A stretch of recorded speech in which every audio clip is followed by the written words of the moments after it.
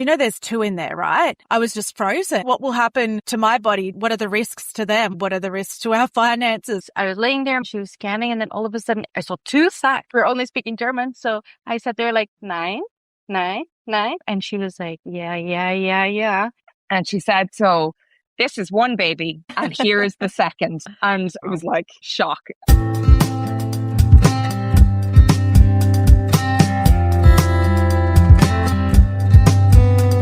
Hello and welcome to the Twins Mommy A&I podcast. I'm your host Carla, mum to 3-year-old twins and a baby, sharing stories from the front lines of multiples motherhood.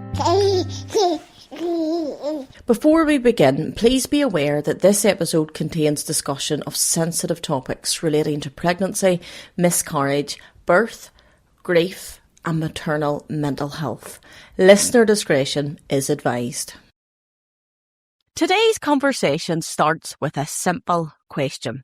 What does it really mean to raise our multiples in today's world? These are the conversations that rarely make it beyond the kitchen table until now. In this episode, I'm joined by 3 mums of multiples from Australia, Germany and the Republic of Ireland. Different countries, different experiences, one shared understanding. Motherhood multiplied.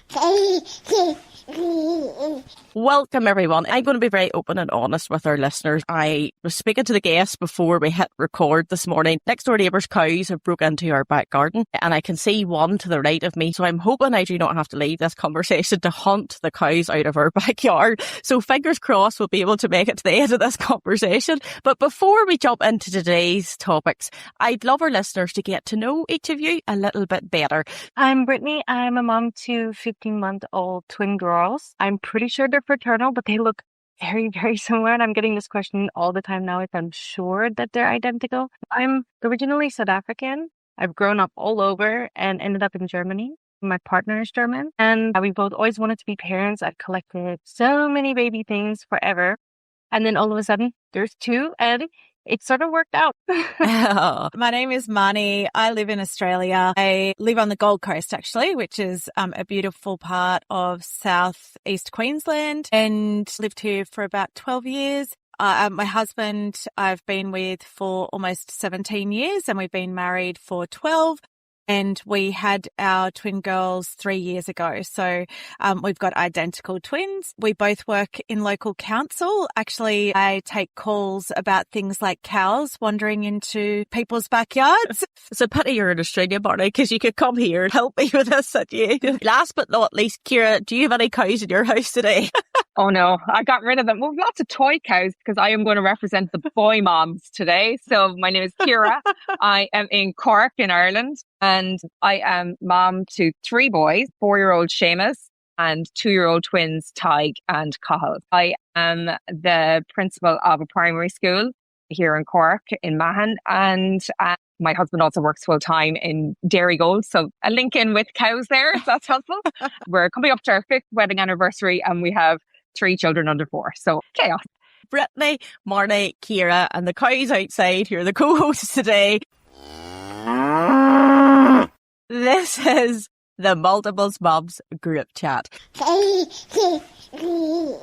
want to start right at the very beginning. The moment where everything changed. One thing I think every parent of multiples remembers is the moment they found out that they were expecting twins or triplets. For some people, it's excitement. For others, it's a complete shock. But for most of us, it's probably a mixture of every emotion imaginable. Take us back to that moment you found out that you were expecting your twins. We actually found out at 13 weeks, so quite late into the piece. Yeah, I'd actually had 2 scans prior. So ours was an IVF pregnancy and a single embryo was implanted. I was 42 years old at the time and we were just all expecting that there would be one. The sonographer said to me, "How many scans have you had before?" And instantly I was like, "Oh no, what's wrong? What's wrong?" And I said, "Oh, I've had 2. And then she went, "'Cause you know there's 2 in there, right?" And I was like, "You're joking, right?" And she looked at me like totally straight faced and went, "I would never joke about that." And then I'm lying down, I can see the screen on the wall and she just waves the wand over and I can see 2 heads. I was just frozen. I think I grabbed my husband's hand and she proceeded to scan the first baby. And all I could think about was, does the second baby have a heartbeat? You know, like I was waiting. But I will say I was in utter shock. Like I was just like, oh my God, like, no, that's not possible. Like what will happen to my body? What are the risks to them? What are the risks to me? What are the risks to our finances? But I will say once we came away from that scan and we started telling people, and the excitement in their voices really like helped the news to be a bit more palatable. And at first we were just like, oh crap.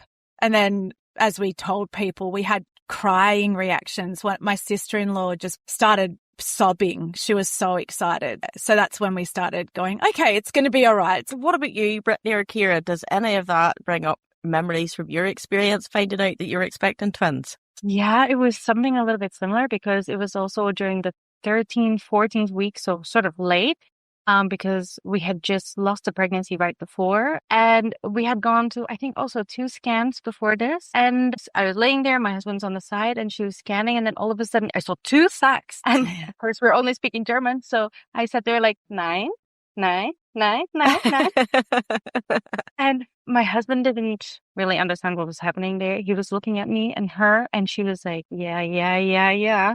But on the way home, it was just silent. Every time we looked at each other, it was an awkward giggle. And then we got home and we're like, okay, there's 2 babies. We also encountered a lot of comments just after finding out and announcing it. But those comments haven't really stopped for me now. So I'm curious also about the other moms with a little bit older, if this slows down when they stop being 2 babies, maybe 2 kids, maybe people see it as fun. I'm hoping. The comments definitely do happen. I've got to be honest, our twins are 3 now, and yeah, the comments are very much still there. I think that was the biggest shock for me in the beginning. When you are out and about public, all of the attention that you get. What I will say is I've got that used to them now. I kind of nearly preempt them, expect them now, so I always have good answers for them whenever we're out and about. So yeah, you are definitely not alone with that one. It used to get me down in the beginning because some people mean well, but what they say maybe isn't very nice at times. But I always reminded myself that that's a reflection on them and not us ever as mothers of twins. And I think that's very important to highlight that. What about you, Ciara? Tell us about your experience whenever you first found out that you were expecting your lovely twin. A bit of Marni's story and a bit of Britney's story both resonate with me. I suppose I was an older mom. I had Seamus when I was 40. We got married and found out we were pregnant kind of miraculously in our minds. And we decided when he was about 6 months old, we might try. We see time was kind of ticking and we'd try and give him a sibling if we could at all. We proceeded to have 2 miscarriages kind of back to back, which was very tough. And so when I felt pregnant with what turned out to be the twins, we kind of had decided we couldn't really take too much more heartache and that this pregnancy was kind of going to be our last kind of attempt, and then just enjoy having our beautiful Seamus and raising him without this kind of, constant, we need to give him a sibling. So we went to an early scan and it was 8 weeks. So I don't know what your sonographers were up to, but my sonographer spotted it at 8 weeks. But I was a ball of anxiety kind of going, and it was an early morning scan and I was sitting in the wait room. And Carla, you'll understand this typically Irish phenomenon that happened. My sister-in-law's sister-in-law was in the wait room. I had never met her because we got married in COVID times, so we didn't meet really extended family. So my husband's sister's husband's brother's wife, put that together, was in the waiting room, and they had just found out they were having twins at the scan. And they were telling us all about it. And I was going, yeah, that's great. Good for you. But sitting there in my own ball of anxiety going, yeah, I'm not really focusing on you. I'm going in to hear 8 weeks in 1 day. I needed to hear the measurement that I thought it was. So I was going in and all I needed to hear was 8 plus 1, 8 plus 1, 8 plus 1, because the previous pregnancies hadn't measured and then haven't gone on. So we went into the scan and she scanned one baby, and she, very nice midwife, and she kind of knew I was really anxious. And she said, look, it is measuring, but if you're worried, why don't we do an internal scan and we'll just make sure absolutely those measurements are bang on. So we did that. But what I didn't know is she had spotted what was a shadow, and she knew that the shadow was likely a second baby. But I was just thinking, God, this is a really nice midwife that's dealing with my anxiety and was kind of, going to put my mind to rest. And so we didn't think anything. And so we were doing the internal scan. She goes, I'm going to show you something really cool. And I thought she was going to show me the heartbeat. We knew it was there. And she said, so this is one baby. And I knew instantly, my husband had a clue what was coming. The minute she said, this is one baby, I knew she was going to say, this is another. And she said, and here's the second. I was like, shock. I just started crying. They were identical. They shared placenta, but were two sacs. So mono dye. And yeah, and we took it from there. And much like that, we sat in the car in silence. I sat in the car, and one of my first things was like, how are we going to tell your sister-in-law, your sister's sister-in-law that we are also having twins? And then the next thing I had just bought a new car, and I was like, how are we going to fit 3 car seats in this car? How are we going to fit 3 car seats? And as it turns out, we did fit 3 car seats in the car. So there is a solution to every problem. We were very emotional. I think obviously the circumstances around it added to the emotion of it. I thought that we might get some comments like going, oh my God, you're going to have your hands full. Everybody was so happy for us. We had a more challenging journey throughout the pregnancy, but that moment was shock. And then turned to pure joy. Because I think the minute, and you can all resonate with this, the minute you find out there's 2 babies, you just need the 2 babies to be fine and okay. And it's like your mind starts overthinking and like the millions of questions: where are we going to put all the clothes? Where are we going to sleep everyone? How are we going to do this? Am I ever going back to work? Da, da, da. But then your heart is doubled in size as well. You're going, oh my God, we're being gifted. You know, we were looking for 1 sibling and we got 2 for Seamus. And that was our story of finding out. Beautiful. I actually had goosebumps here actually listening to you. Britney, Marni and Ciara, thank you so much for sharing that with us today. Let's start with one simple question. What does it mean to raise multiples in today's world? I think most mums would agree that there is a lot of pressure these days between parenting, work, relationships and everything else that life throws at us. So I'd love to hear your thoughts. Can you tell me about a recent day where you thought to yourself, do you know what? This is a lot to handle today. We're currently right now at my parents' house in Manchester for a little visit. And I think traveling alone with 2 babies is so much more planning than I expected. What if this one poops her pants and then that one poops her pants? And then traveling with 2 car seats, travel stroller, and then 2 bottles. And this was already so much for me. And then we just arrived, and then my partner got so sick and he was asleep for 2 days, like mentally exhausted me quite a lot. Because I have my own spaces at home where if things go a little bit wild, that I have my little space where I can close them in and they have their toys and I can remove myself for a minute. But I don't feel like, maybe they don't feel comfortable because they're not so secure. Now they're okay after a couple of days, but I think after the first day, I couldn't just leave them in this room to go and take a minute. It really showed me that all my planning just by moving into another space was a learning experience for me now. Absolutely. And I'd love to ask you, you're originally from South Africa and you're now living in Germany. What is that like, being so far away from friends and family? How do you find that experience as a twin mum? Well, this is actually this whole experience and feeling so separated from everybody, because I have been in Germany for 6 years now, and my family is all separated. They're here in Manchester, in Denmark, in Dubai, but in Germany I don't have any family around me. I have my husband's brothers and mother, but they're also busy with their life without having somebody to call them when I'm sick today and say, hey, can you quickly come over and watch them when I shower? Yeah, it's really led me to, I was Googling, where can I get support? Which of course, nothing really shows up. But one thing did show up, but this is postpartum doulas. I think it's in English in other countries. And in Germany, we have this, it's very small now. I think there's only in my whole state, maybe 6 or 7 women who do this, where they actually take over that support that your families have. So they would come into your house and watch the kids while you shower, or cook some meals, grocery shop for you, take you to your doctor's appointments. And as soon as I found that, this is what I need. But I've actually gone into this now to be this for other twin and triplet moms in Düsseldorf. So I'm almost finished with my training. And yeah, I felt I needed that so much. And there was so few of them that I needed to jump into that, because that feeling of, if I break my foot now, my husband still has to work and I still have to somehow hop around and get them to their school or to their play dates. And it's just nice to know that there is something and someone that can step into that space. I'd love to actually ask you about this. You have set up a wonderful community. Tell us a little bit about that. So I'm in Düsseldorf, which is quite an international and a big city.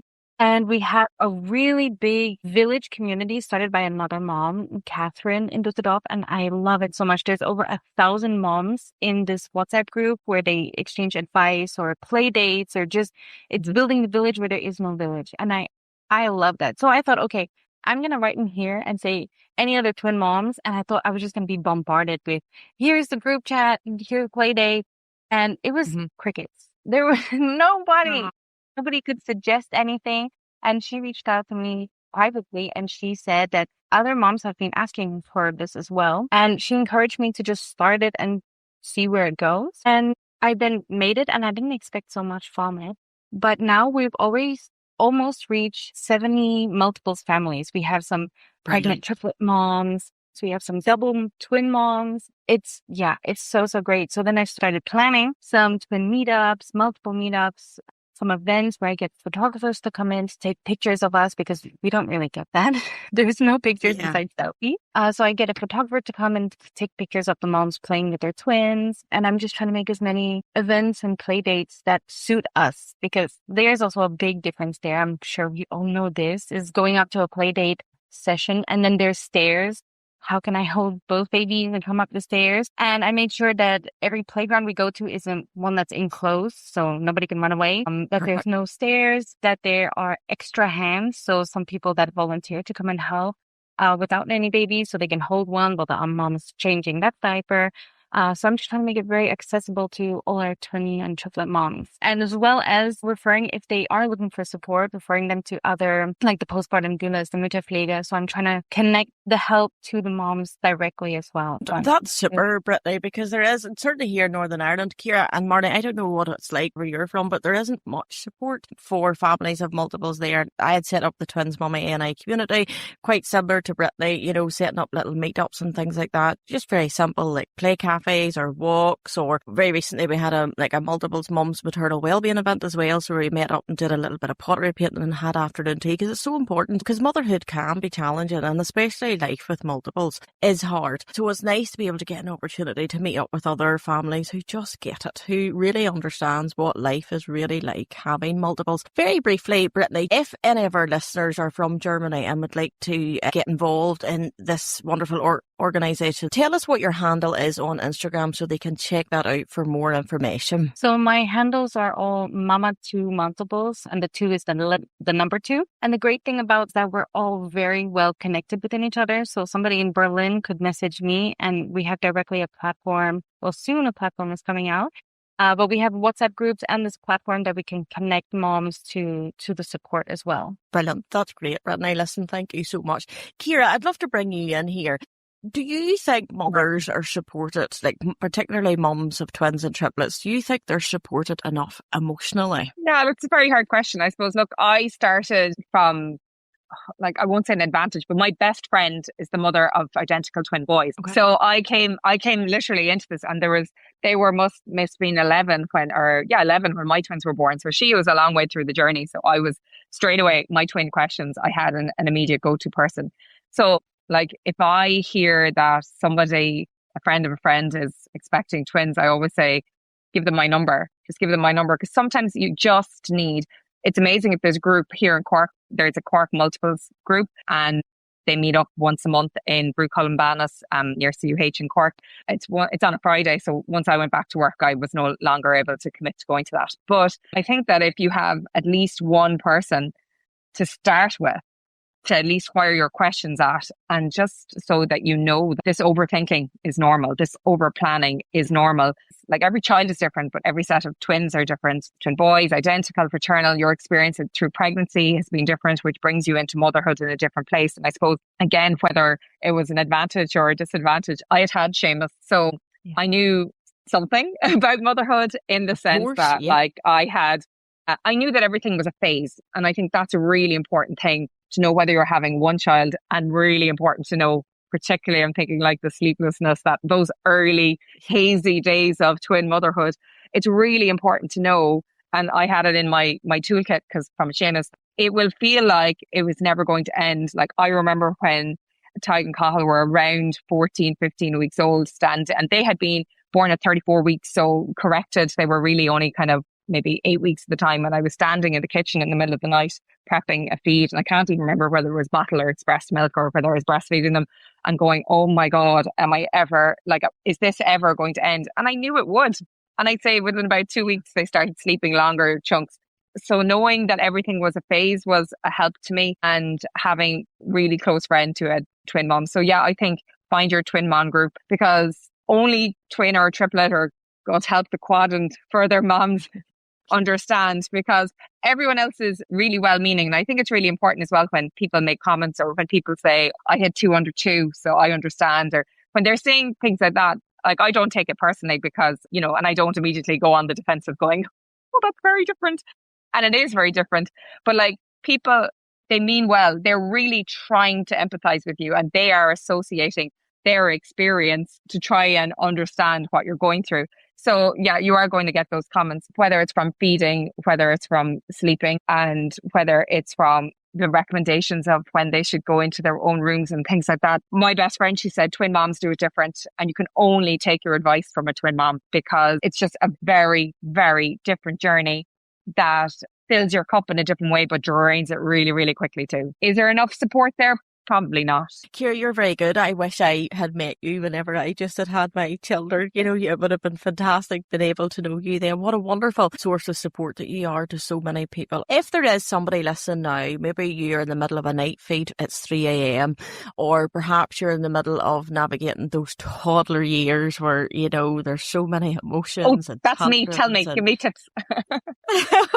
But if you are listening, I think it's important to let you know that you are not alone. We are all in the same boat here. So as Ciara says, it does pass. And I love that, because there's been many a night that I've been in tears and I kind of thought, gosh, this is really, really hard work. But one thing I have noticed 3 years into twin motherhood now, that it's a phase and it does always pass. There's maybe something else to navigate, but it definitely does get easier. So if that is you and you're finding things really difficult at the minute, please know that you are not alone, and that tomorrow is a brand new day. Marni, what about you? Do you think there's much support out there for mums of multiples? No, definitely not. I also just wanted to point out, yes, it is Saturday night and I do have champagne here. Yay! Woo! Good for you, Marni. Good for you.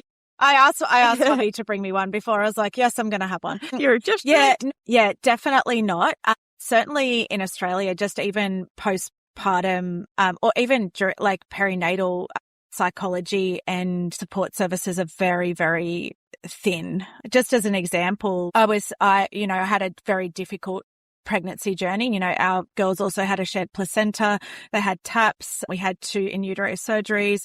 They were 6 weeks prem. We had 27 days in the nursery between 2. Like, when my waters broke, I was shipped off to not my home hospital. I had to go an hour away, had to stay there while they were there, had to wait for transport back. It was, anyway, it was a big journey. I was so thankful when one of the nursery nurses said to me, oh, I'm going to link you in with the hospital psychologist. I was like, oh, finally, you know, I'm going to be able to talk to someone. I'm going to have a service that, you know, can talk me through everything that has been, you know, super overwhelming, and help me kind of debrief with what happened during the pregnancy and what's happening now with the girls in the nursery. And I was handed a sheet of self-care tips. It was very old, like really, really like from the 80s. It was things like put your Walkman on, and, you know, I get it. Listen to a podcast. I do get it, but it was so outdated, you know, and it was things like look in the mirror and, you know, tell yourself the good things about yourself. And I was just like,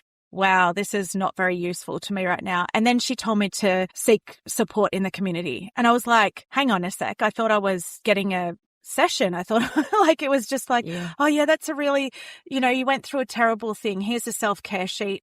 Link in with someone in the community. You're on your own now. And I was like, what was the point of that? So then I had to go and try and find someone in the community. And it was so hard on the Gold Coast. And I think probably in Queensland in general, the lack of psychology services is massive. I found a great one and she was fantastic, but my goodness, was it hard. Like, I wanted someone that specialized in perinatal and, you know, postpartum depression and things like that, because I had such a tough pregnancy. I needed to speak to someone that specialized in that type of thing. So yeah, it was so hard. So yeah, where it's really stretched, the services here. And, you know, there's phone lines that you can call and things like that, but just having to tell your story over and over again to different people can be really confronting. Like I had to do it with the hospital psychologist and then I had to do it with the one in the community. So I didn't want to have to repeat myself over the phone only for them to have to tell me, go and find someone in the community again, you know? So That's hard. yeah. And then, yeah. And in terms of practical support, you've just got to pay for it yourself, really. Like you said, Britney, with, you know, the doula, you've got to pay for a nanny. There's just nothing that is, you know, provided, and there's nothing specialized to twins. You could hire, you know, if you get a midwife to help you, you can get sleep consultants and they're easy to find. But yeah, you've just had twins and you've spent a lot of money, and I've just spent a lot of money traveling from hospital to hospital, a lot of out of pocket with, you know, all the scans, and then, you know, having to stay in hospitals during the pregnancy and then after. So yeah, it's just money that, you know, a lot of us don't have. I think the biggest thing for me was because obviously I was pregnant with twins, I had lots more medical appointments up at the maternity unit here locally at Antrim Hospital. And I noticed whenever the twins were born, all of those appointments stopped and you just went home to look after your children. And it took me a long time just kind of get used to that feeling. It's like, gosh, there's no more appointments now. It's just me at home learning to be a mum. So that was the biggest shock for me in the beginning. I want to go back to you, Marni. Yes, you had mentioned there, obviously your children had TAPS. If you're comfortable, if there was a family who are listening at the moment, perhaps they're pregnant or perhaps their children are now here in the world, and if they have TAPS, is there any advice that you would like to give to them? Yeah, definitely. So the first thing I did was actually did my research. And when I say that, I actually mean seeking out support. So I actually went to, it's just a TAPS Support Foundation. There's only one of them. And it's an Australian that runs it, and she's living in Amsterdam. And they actually contribute a lot to TAPS research, which is fantastic. But they know a lot about twin-to-twin transfusion syndrome as well. So they were fantastic. And they've got like a forum of just a Facebook page, and that was really, really handy. So I was able to go, like when we got the diagnosis, I went there, poured my heart out. Oh my God, what do I ask the doctors? You know, I'm having my next scan on Monday. What do I ask them? And it was really fantastic because it was parents with lived experience who were able to give me some really good advice as to what to ask the doctors. So that's the first thing I would do. And then just make sure that you have your support around you, you know, your friends, your family, like be open with your work, because, you know, I was working full time and I had to go to my work and say, I'm going to have weekly scans now. This is going to impact my work. I'm going to have to come into work later, et cetera, et cetera. And then there's the potential for XYZ in the future. But like for now, I have weekly scans. So just being open and honest and upfront, because there's nothing worse than keeping that to yourself and feeling like you're all alone. And I definitely felt like I was all alone at times. And even if they don't understand exactly what it is and exactly what you're going through, at least they're like, okay, yeah, this is big. You've got weekly scans now. So my work were fantastic. And yeah, just making sure that anyone and everyone I could get to come to scans with me. So if it was my husband couldn't come, I got my mother-in-law, because my mother sadly passed away through the pregnancy as well. So I got my mother-in-law so I made sure I was never alone during the scans, because sometimes it can be really overwhelming and you don't remember things from it. So you need that extra person there, whether it's a family member or a friend, just to help remember things for you when you get overwhelming information. So, and trust your medical team. They know what's going on best. And yeah, try not to go down the rabbit hole of internet research and Googling and AI. You're better off just sticking with the expert advice. Marni, thank you so much for sharing that with us. I must say you are remarkable. The awareness that you raise through your Instagram page, the handle is Twinning Down Under. So if there is anybody out there who would like to follow Marni on her journey or interested more, do check her out on Instagram. I know you shared with us there that your mother sadly passed away during your pregnancy. Like, I am so sorry to hear that. That's hard. Like, that is a lot. You know, we're talking here about the difficulty of raising our children in today's world. Like, I sadly lost my father very shortly after the twins were born as well. So like grief, you know, that is a big topic that all of us have experienced. If there is anybody out there at the minute who is navigating grief as well during their motherhood experience, I would encourage you, if you are finding things difficult, to speak to someone. But I suppose the reality is raising multiples, as we've heard so far, certainly isn't double trouble, as all of us, no matter where we are, whether we're in Germany, Australia, Cork or Northern Ireland, we all hear it. And it's more about navigating a completely unique experience of motherhood. And Marni made an important point there about Googling and about the internet. And that's the next topic that I want to take us on. You know, another layer of motherhood that can't be ignored is the world that we see through our screens. One of the biggest changes I feel in motherhood today is social media. It can be a wonderful source of support and connection, but it can also create pressure too. We see the beautiful homes, the colour-coordinated outfits, the organised routines and the lovely, smiling, happy family photos. And sometimes it can leave us wondering if everyone else has it all figured out. Well, we're just trying to survive the day. And you may think to yourself, why does my life feel so much messier than theirs? But the truth is that parenting, especially parenting multiples, is messy sometimes. And many of the most meaningful moments aren't picture perfect at all. So let's talk about it. Has social media ever affected your confidence as a mum? I'm going to just jump in and I'm going to say I was 42, much like Marni, when I had the twins. And I don't know, maybe it comes from being an older mom. Most of my friends, their kids were older. The nights out were long gone anyway, you know. So, but I knew from their experiences and what they would say that life changes when you have kids. And I suppose, again, maybe part of it also comes from working in a school, which is an organised chaos on another level, that I have not found social media to impact me too much. But I totally see how it can for anybody if you're vulnerable at all, because you do doom scroll in the middle of the night when you're having feeds. Now, for me, I was Amazon purchasing anything that anyone half recommended as being interesting for twins. You know, this will help you. I will buy it. But you do, if Instagram or TikTok or any of those are your thing, doom scrolling is, you know, a comparison is the thief of joy, as you said. It's really, really hard to be strong enough to not let that go in when you're vulnerable, when you're tired, when you're at rock bottom, when you're wondering, will you ever sleep again? And somebody has turned around and said, oh, my twin slept straight away. And you're going, oh, good for you. But when we spoke about those multiple support groups, or when we spoke about whether it's singleton babies that people have, getting out into the real world and meeting real moms and having real conversations, whether they're your friends before you've kids or whether they become your friends through a mommy and baby class, those are the places where you're going to make connections where people will go, my God, they're driving me insane. And they go to bed at 7, half 7 every time they go to bed. And I put the house back together again. If you used to walk into my house pre-children, my house was immaculate.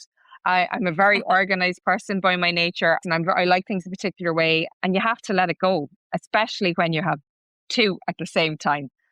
Compromising, I don't find it impacts me too much, but I choose to ignore the noise, but it's not easy.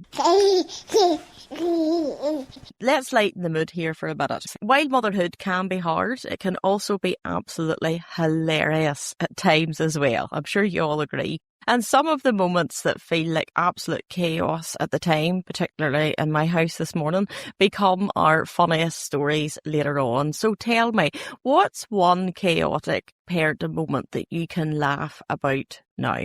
Yeah, I think exactly like you said, in the moment, it's so stressful and mine goes at 1,000,000 miles per hour. Like, what can we do now to fix this? So we got a little pool the other day on our balcony and our girls were playing in it. And we thought like, okay, let's just take their diapers off and they can play naked. It's super warm. And of course, one of them just took a big poop in the pool, which in this moment, we're like, haha. But then we have to watch the other one that she doesn't grab it too.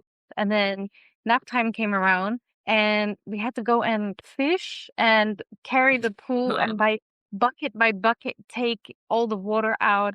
And in this moment, we were both just really grossed out and stressed out. But as soon as it was done, then we could laugh about it. And I think that's really the fun part about it is that everything is sort of funny after. And you're like, oh, we could do it again. It's no problem. But in that moment, everything is like going at a so fast. I think for me, it's just more just when things are chaotic or stressful, the girls are like in their pretend play kind of era at the moment. So it'll be things like I'm stressed out trying to like do meal prep on the weekend. And all of a sudden I hear one of them will come up to me and go, Mummy, there's a shark.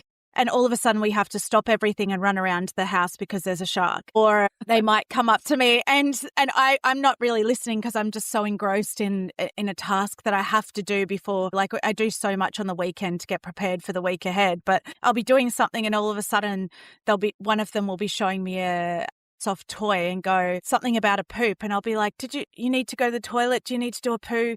No, my bear did a poo. We've got to go clean him up. So it's like that little pretend play. Okay, we've got to drop everything now. Like it teaches you to slow down and like stop and go, okay, let's go clean up your brave bear and we'll get a wipe and we'll clean up the poo that he made. It's just all pretend. Aww. But Yeah. kind of those, I think they're the moments that are really fun lately because I'll be so stressed out and just, I've got to get this done. I've got to get it done. There's so much going on. And like we've got 5 birds as well and they're in their own room and we've got to get the birds' room clean and I've got to do this and I've got to meal prep. And if I don't get this done, it's going to be disaster. And then they're saying, there's a shark. We got to run. So yeah, it just teaches you to stop and slow down and play. Tell us about these birds you have. What type are they? We've got 3 cockatiels and 2 budgies. So the budgies were COVID adoptions, so they were free to good home, and they had damaged beaks, so couldn't be sold. And they're just beautiful. I say that they're my original twins because they're boy and girl budgie, brother and sister from the same clutch. And then we've got a family of 3 cockatiels that were adopted. The girls love them, so they're learning respect for living beings and animals, and that's something that's really important to us to teach them. Beautiful, Marni. How unique. What about you, Ciara? What about our boy twin mums who are listening out there? Any funny moments in your house that doesn't involve worms, cows, poop, paddling pools? To all boy twin moms out there, I hope you're doing okay. It's okay. We are very much in our toddler era. I mean, they're always on the go. They're climbing, they're jumping, they're really, really, really active. So life is just chaotic. But my favorite moments are when I get down on the ground with them and play with them, because it just reminds you to stop. And then suddenly you are the farmer coming with the tractor. You're so funny. These toddler years, my goodness, nothing prepares you for it. But honestly, humour becomes survival, I think, with multiples, because sometimes if you don't laugh, you'll cry. And I know that's certainly true in our house. Now, let's talk about something that every parent of multiples understands very quickly, and that is the cost, because everything seems to come doubled or tripled for triplet mums out there from day one. You have nappies, car seats, clothes, childcare, everything. And childcare alone in itself can feel overwhelming because suddenly you're paying for 2, 3 children the same age at the same time. And there is so much joy in growing a family, but can also be real challenges when it comes to finances. I'm curious to hear what it's like where you live. Yes, it did surprise me. I think that the assumption is that it's just double, and it really is more than that, because when you think about, you've got 2 kids from the same pregnancy coming, you have to think about upgrades to your car. Maybe you have to upgrade to a bigger house, possibly, if you were just living in a 2-bedroom unit and like expecting one. And certainly a car, like we made do with a little Nissan Pulsar sedan, and we managed to fit 2 of the slim car seats into it to cope. Brilliant. But gosh, the double pram in the back was, that took up the entire boot. But yeah, then there's the specialty items as well, like the double prams. They slug you a lot of money, especially, I don't know what it's like in other countries, but definitely in Australia, the cost is not just double. It can sometimes be triple. The Multiple Birth Association here says that it can be up to 5 times the cost of a singleton for just twins. It's thinking about those upgrades to your potentially property, potentially car, and then also the cost before the twins even get here, like we were talking about, scans, trips to hospital, that instead of having those, how many scans are in a normal singleton pregnancy? Maybe 3 or something. But then when you factor in weekly scans and you're going to a hospital to do that, and then the cost of parking, these costs all add up. So yes, I think it's definitely more than double in a lot of cases. Yeah. So yeah, and you don't get double the support from the government. Absolutely not. So certainly in Australia, it's treated as, you get paid parental leave. It's per pregnancy. So if I was to have the girls 2 years apart, I would get 2 lots of paid parental leave. But because I had them in one pregnancy, I get one lot. And then from your employer as well. Sometimes you can double dip. You can get a bit from your employer and you can get some from the government, but it's still per pregnancy. Yeah, so there's just not a lot of support out there. What about you, Brittany? Is it a similar story where you're from in Germany in terms of the cost? I'm very grateful to say that in Germany, they're very, very supportive. So everything through pregnancy was covered by the public health insurance. Through my pregnancy, I only paid for extra vitamins that I chose to take. So if it's not prescribed, everything that's medically necessary was then covered, except for we chose to have a family room after giving birth so that my husband could stay with me.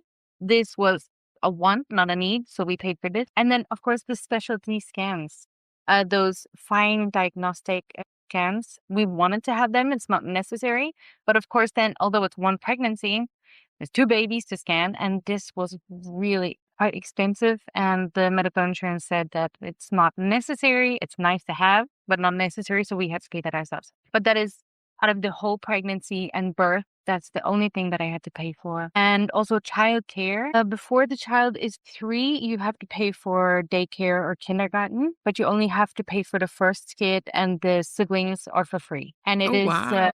yeah.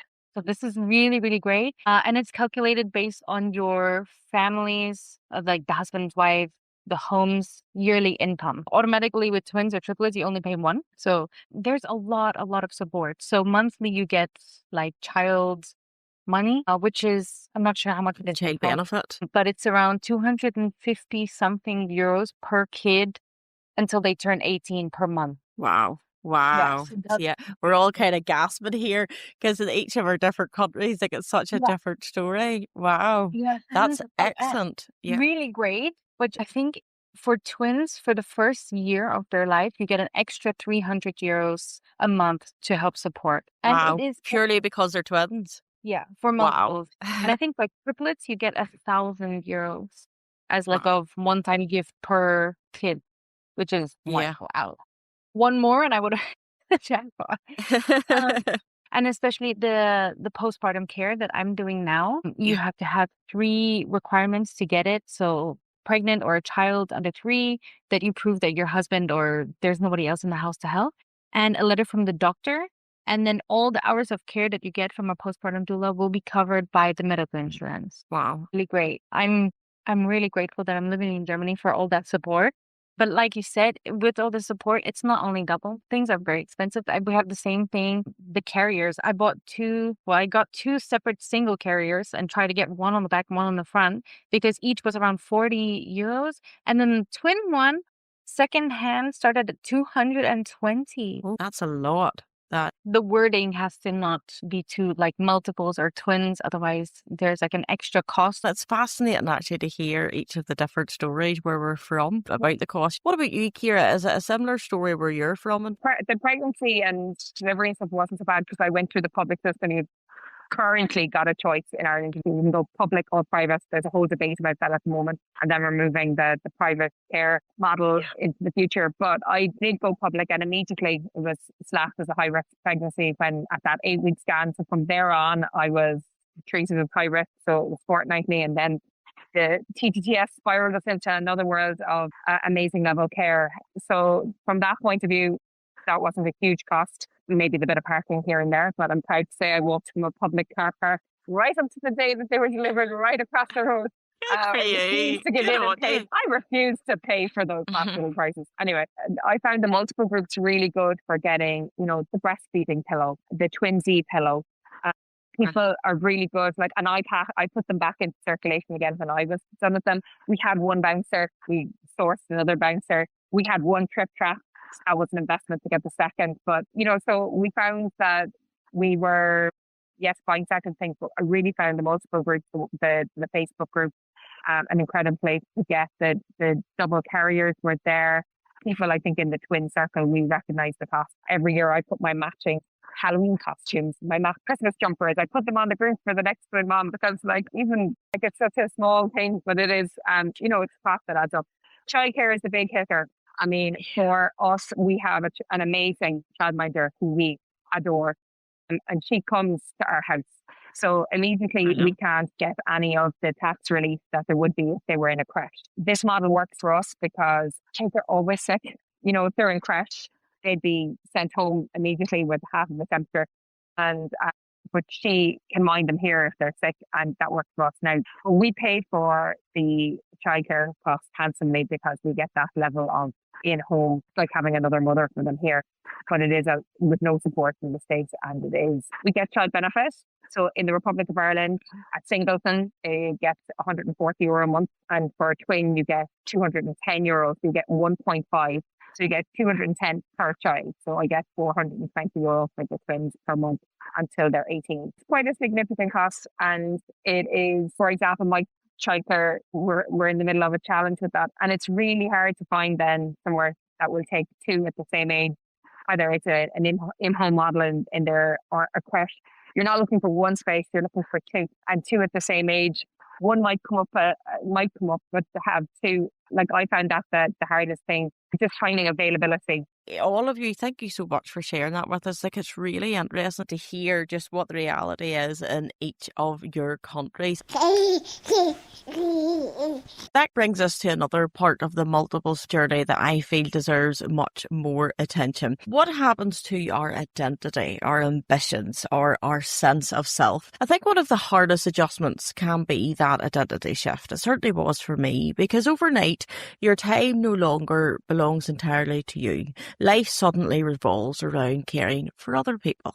And sometimes it can be difficult to remember who you are underneath all of that. Going back to work also can bring up so many emotions too. So I'd love to ask each of you, how did becoming a mum affect your relationship with work? Did you feel that you wanted to return to work or not? Or for those of us who did return to work, did you find it emotional, empowering, or was it a mixture of everything? Yeah, I definitely have a lot of thoughts. Go for it. So when my husband and I were planning for a family, I really thought that I would be the one going back to work very quickly and he would be at the stay-at-home dad. Like, I just envisioned, I was in a different career pre-COVID, so I was in hospitality and I was very career-driven. But then, you know, COVID happened, I was stood down and found call center work. And really, that's how I was able to have a family. But still, I just thought that he'll be the stay-at-home dad and I'll go back to work. And things really changed during the pregnancy, obviously having a very difficult pregnancy. I guess I found myself becoming a lot more protective and wanting to try and control, I guess, what happened with them and wanting to keep an eye on them and keep them close. And also knowing, like, I knew pretty immediately through the pregnancy that we weren't going to do this again. So this was going to be my first and last time, you know, experiencing the newborn stage and things like that. So when the girls came along, I did not want to go back to work. Like, I tried so hard to make the social media thing happen. And I found myself like making reels and putting the girls in reels that I just did not.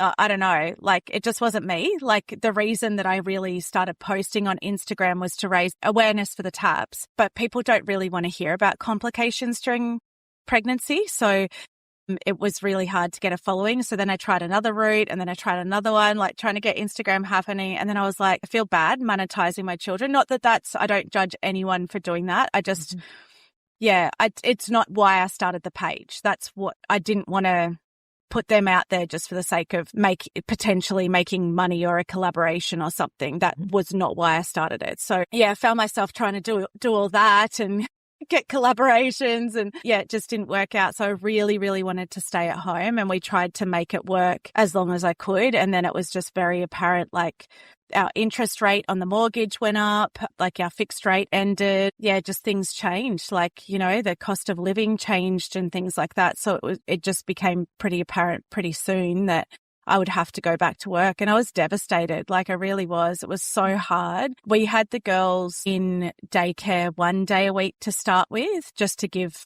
myself a break, I guess.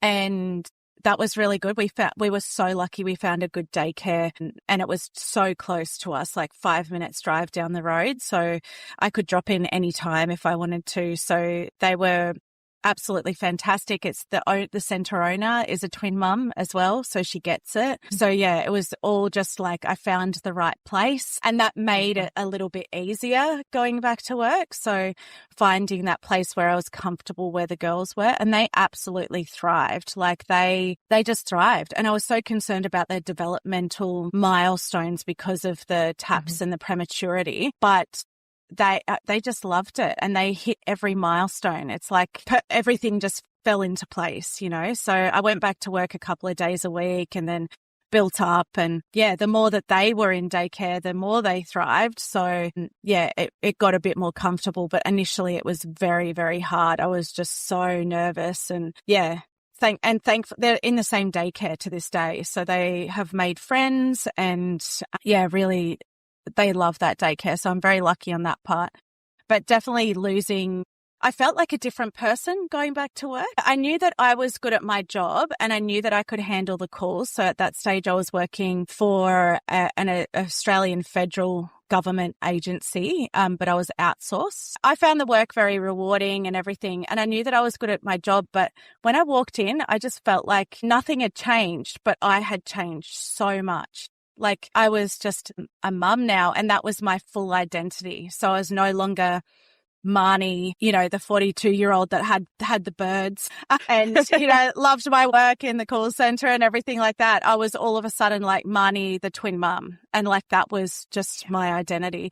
And I have definitely struggled with not just going back to work like that. I was like, how am I going to handle the calls now? Because after everything that I've been through, am I going to have no empathy for anyone? Or am I going to be so upset when I get a sob story coming through or a hard call coming through? Am I just going to have a meltdown, you know? So yeah, I definitely battle with that. But yeah, it's also hard to get back into going out with your friends and catching up with friends. All of my friends have kids that are much older. They've got teenage kids or adult kids. And I find myself sometimes very insecure going out because I feel like I've got toddlers and they're ready to like travel the world now without their kids and leave their kids home. So it's just that, yeah, I find myself very insecure at times. So yeah, my whole identity for the last 3 years has been Marni, the twin mum, and I'm only just starting to get out there again. It's tough. What about you, Britney? Did you return back to work yourself? I'm still You're home like with me, the- stay at home. Yeah. Yeah. I mean, that was our plan, to stay as long as possible at home with the girls so that we're the main caregivers for them for as long as we can. And also, I realized I've always worked in kindergartens, and I realized I don't know if I have enough patience and energy, and this specific energy you need to be like cartoon and animated and loud and fun. And I have so much of that usually, but I realized how this is limited, and I don't know if I could do this for my girls first as my priority, and then 30 other kids. I haven't gone back, and now that I've started the training for postpartum care, I can slowly do this hour base, and I can choose when I want to work and with who, and I have a lot of flexibility in that, which I'm so grateful for. And I think maybe by August to October, they might start a day or two, like you said, Marni, like some time just to be me and just to breathe, because I do have the chance to like go out with a friend or to dinners, but it's just a little bit different for a couple hours where I can clean listening to music. That would be great. So I think this would be really good for me as well. Like I can refill my cup so I can take care of them a little bit, not better, but more focused, I think. This thing for me, besides becoming the twin mom, is also I don't have this level of accepting nonsense. I don't, this bullshit level is very low now. I'm either really into it or I can understand this. And if it doesn't fill something in my brain, or I just feel like it's useless, it's gone. I don't know more. Very focused. There's so many important things to do that these little stupid things are just completely out of my way. But I think this is also great. I really like that I can prioritize things and everything else just falls away. What about you, Ciara? Ciara, you're a principal in a school in Cork. What's that like for you? 'Tis madness at school and madness at home. So I live in a high level of cortisol pressure all the time. I suppose I had gone back to work after having had Seamus. So I had if you like, for every mother who returns to work or chooses to return to work, or sometimes doesn't have a choice, needs to return to work, like it is a roller coaster. So I had ridden the roller coaster. So I was like, I was never not going back in my mind. And I think some people believed me and some people were like, she'll take extended leave and we'll see her in two or 3 years. And I'm such a stubborn person. I was like, no, you'll see me in 9 months' time. You get 6 months maternity leave here in the Republic of Ireland. And I was signed off work very early because of the TTS. So I wasn't at work from 20 weeks of the pregnancy. So I was out for a full year between that extended maternity leave, if you like, and sick leave at the beginning. And I decided at 9 months that, yeah, okay, it was time to go back. It was always going to be me that returned to work from a financial standpoint, with no disrespect to my husband. If we were going to live on one wage, we'd live on mine. While I don't get the same amount of holidays as the teachers in the school do and the other staff in the school do, I am still very lucky in my chosen career that, for example, during the summer, the school gets 8 to 9 weeks off and I will be able to carve out hopefully 4 to 5 of them of being at home. And there's not many careers where you get that at home. There's a work-life balance that working in education sometimes brings, but I have found that going back to work has made me much more efficient with my time. So in work, I'm much more efficient. Exactly what you said, Brittany. I have no time for the drama.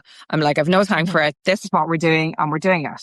And obviously I listen to people and I'm very empathetic. And I do think being a mother, and particularly then having been through, a high risk pregnancy with all those complications, it hopefully makes me a better principal in terms of listening to people and walking them through their journey of life, which has many up and downs. And I also find that when I come home, my favorite 2 moments of the day are, ironically, one of them is going off to school, because you're like running out of the door, out of the chaos, and you're going, woo! The drive to work is the quiet. It's like, I don't listen to the radio. I don't listen to podcasts. I listen to nothing anymore in the car. Silence. I just have silence. Yeah.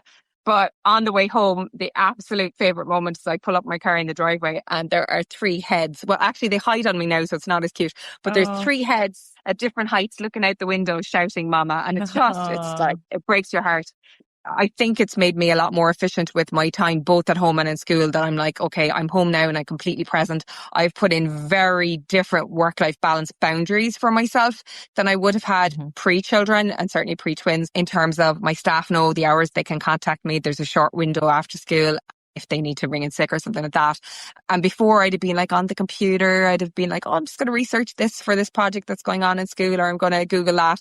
And I don't. And I'm home. And unless literally I get a phone call to say the school's burning down, that's it. I'm not dealing with it. It has been like, it's been a challenge in some ways, but I love my job. I found I worked really, really hard to get where I was in my career. And I think it's such an important part of who I am that I was never not going to go back. Oh, good for you, Ciara. I suppose to all of us and to our listeners as well, whether you went back to work or whether you haven't returned to work just yet, even in the middle of caring for everyone else, I think it's important to remember you're still yourself. You're not just a parent. You're not just the organiser, not just the one holding everything together. You're still allowed ambitions and creativity and rest, not to forget as well, a space for your own identity too.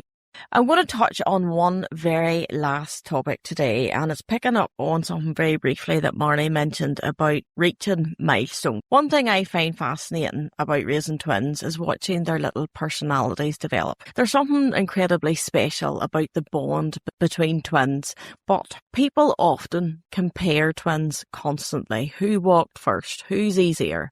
Who's more independent? And very often society sees them as a set before seeing them as individuals, and people tend to forget that they're 2 completely different people. Some children love being together all the time, others naturally seek independence, and I think it's important to celebrate both their individuality and their connection. So tell me, how do you encourage individuality in your homes? It's a constant thing. It's every question, who's the good one, who's the bad one? Yeah. Who walk first. Yeah. And all people trying to ask about their differences, which is also a good thing because there are differences. I mean, like to tell them apart and things like this. And I do it as well from day one. I was comparing them the whole time because I find it really difficult not to.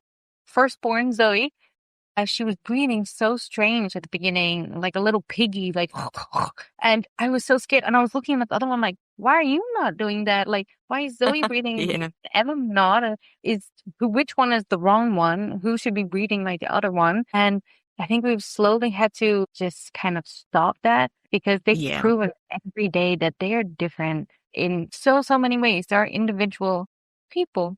And I think we've learned that now. And it makes it a little bit easier just to allow them to do what they want. If she does it, then she's done it. Not then looking over like, when are you going to do that? And just appreciating them as their own people. And I try not to answer these questions of like, who walked first or who did this. I always, even if it's not true, I just say, oh, around Yeah. the same time. Or, For you. yeah, I don't know exactly the right way to answer it, but I don't want to enforce huge, she did it first or she did it last. And I don't want to build that competition, but I also want them to be separate. I think we're just sort of letting go of it. And when one does something, we celebrate it. And if the other one doesn't, we will celebrate something else that she's done. I think that's beautiful. That's one thing I worry about, especially as our girls get older, the comparison between them. For example, if one of them scores higher in a spelling test than the other, how are we going to manage that? And I remember interviewing a set of twins for the podcast maybe about a year ago now, and I asked them this question as twins themselves, what that's like, and they did say that was a big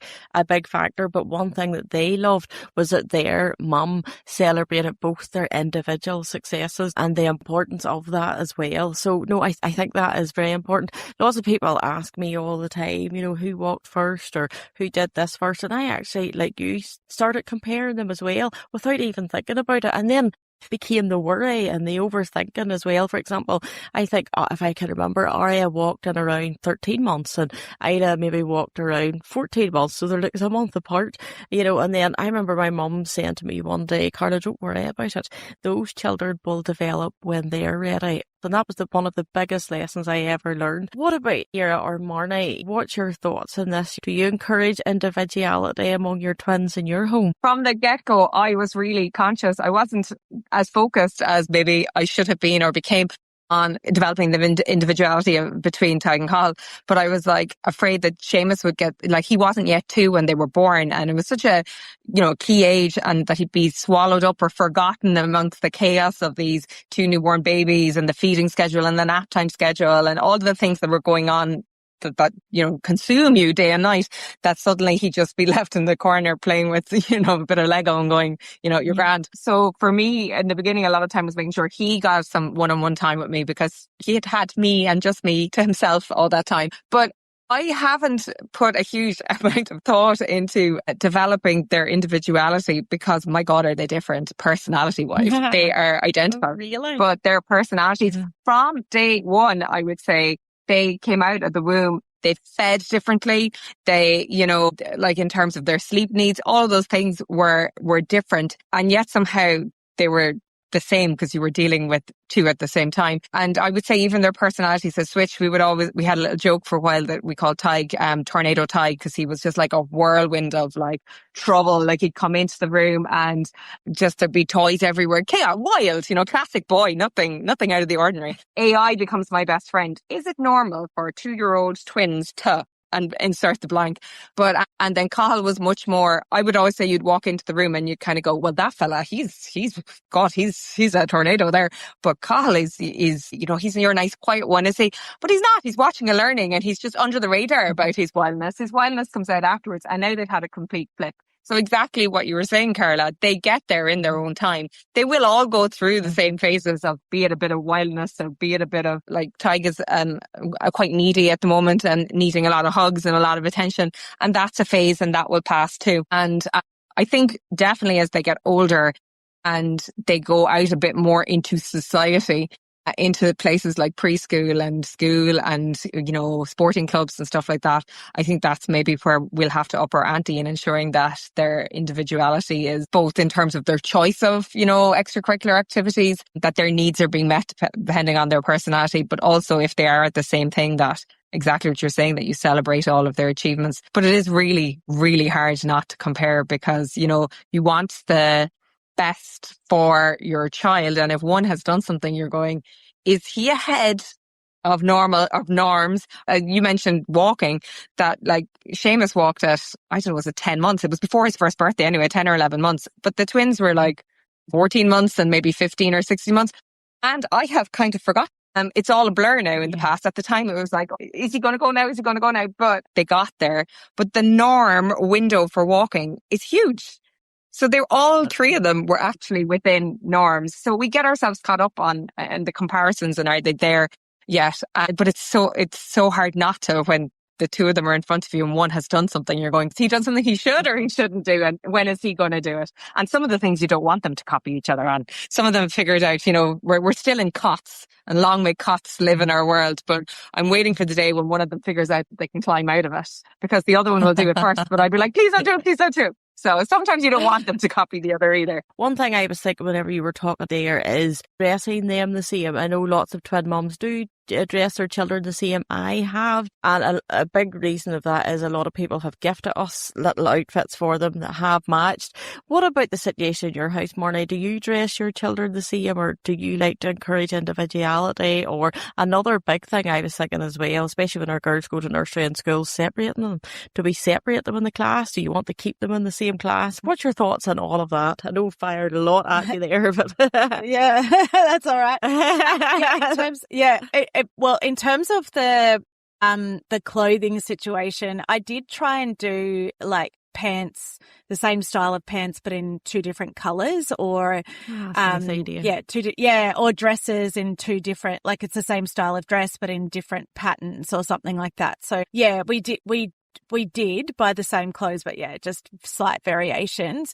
And time has gone on. They actually like wearing the same clothes. So some days they'll wear completely separate stuff. Yeah. Some days they'll go, no, I'm wearing something completely different. And other days they'll go, I want the same. Same like Billy, same like Poppy.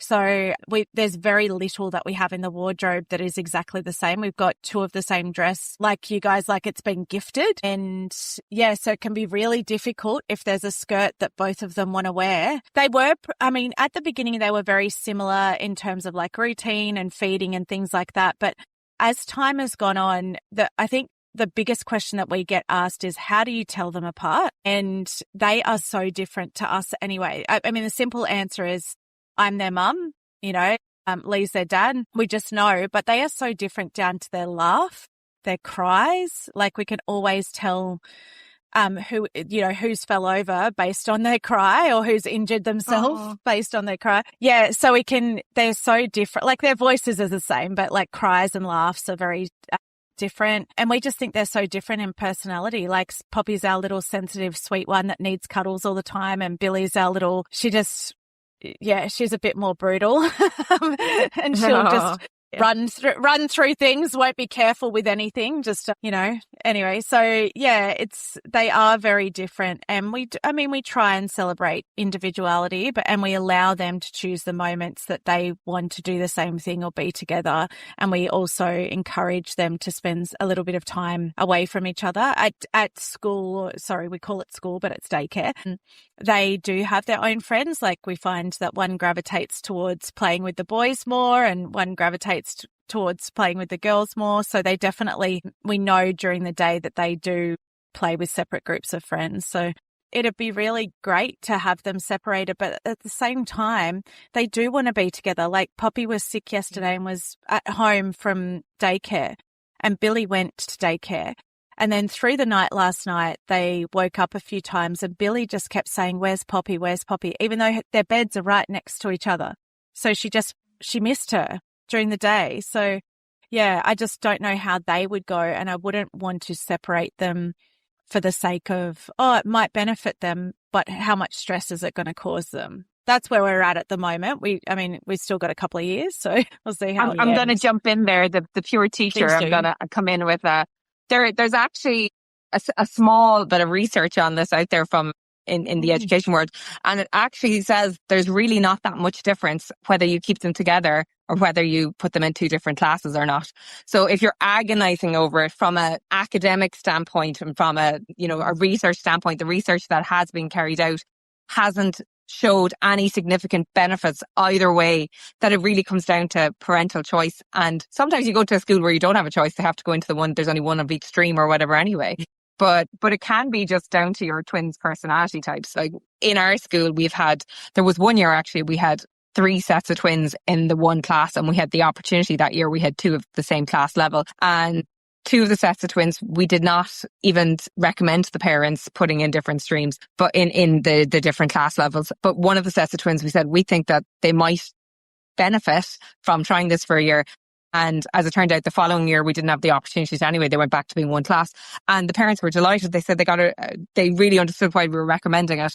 But for one of the other set of twins, we wouldn't even recommend it because they were so reliant on each other, and they had an awful lot going on in their lives outside of that we knew. So it really comes down to individual twins and fits, but from a research standpoint, very little difference. That's brilliant to hear that, Ciara, because this is something that's been very heavy on my mind. Now, obviously, my twins are starting nursery, so this is one class at the minute, but like I've been speaking to lots of twin mums lately, and it is the big question with lots of our children. Some have decided to separate, some have decided to keep them together. So that is really, really helpful to know that. It is something very much on my mind at the minute, and I know also on the minds of many of our listeners. At the heart of this important topic is the fact that raising multiples is about celebrating the connection they share and the individuals that they are becoming. So Britney, Marni and Ciara, thank you so much for sharing so openly about that and about all of the topics that we covered on the podcast today. Before we finish today's episode, I want to speak directly to you listening. So much of what mothers do every single day goes unseen, but it matters. And I think maybe that's the real heart of motherhood. Not perfection, not having it all together, just showing up again the next day. And that will always be good enough. A huge thank you to each of our wonderful guests for sharing your stories so openly with us today. And wherever in the world you're listening from, thank you for your company today. I hope this episode reminds you that you're not alone. Whether you're expecting multiples, surviving newborn life, perhaps you're navigating the toddler years or raising older twins and triplets, I hope this podcast continues to feel like a supportive space for you. Until next time, take care of yourselves and remember, no matter what life brings, there is always hope.